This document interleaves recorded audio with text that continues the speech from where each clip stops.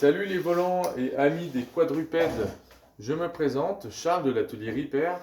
Je vous présente une petite vidéo explicative pour vous préciser comment bien prendre les mesures de votre chien lorsque vous passez commande d'un harnais sur notre site internet.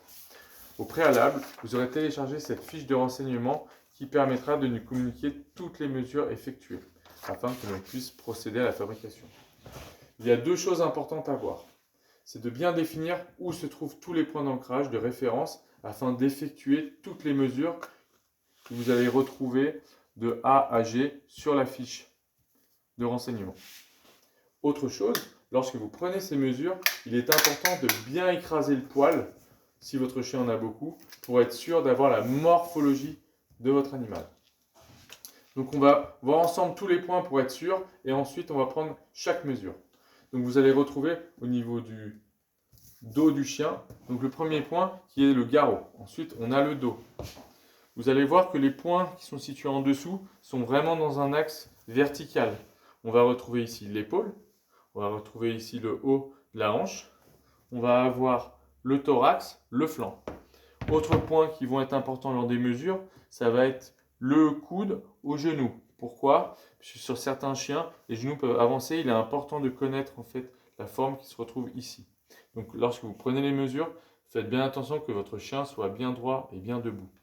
Les deux derniers points vont être celles de devant, la pointe du sternum et l'anus. On va commencer ensemble du coup la prise de mesure. La A va se retrouver simplement par rapport au garrot. C'est le tour complet. Voici la mesure A. La A' part du thorax à l'épaule simplement. D'ici à ici. Pour la B, la même chose à l'arrière. On fait le tour complet. Et ensuite, on fait simplement du flanc à la hanche.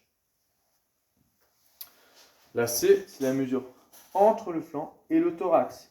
Bien attention de rester à l'intérieur. Ne pas prendre des mesures trop importantes qui restent sous les jambes du canon. Pour la D, on repasse devant et on prend du thorax au sternum. D'ici à ici. On reprend du sternum ensuite pour la E à l'épaule. Et on va terminer par la F et la G. Donc là, ça va être du flanc à l'anus, elle aussi, depuis ici à l'anus. Entre les jambes à cette fois à nouveau. Et à nouveau sur l'extérieur de l'anus à la hanche. Voilà, c'est tout pour la petite vidéo explicative. Si besoin, n'hésitez pas à nous contacter. Je vous souhaite une très belle journée de bon vol.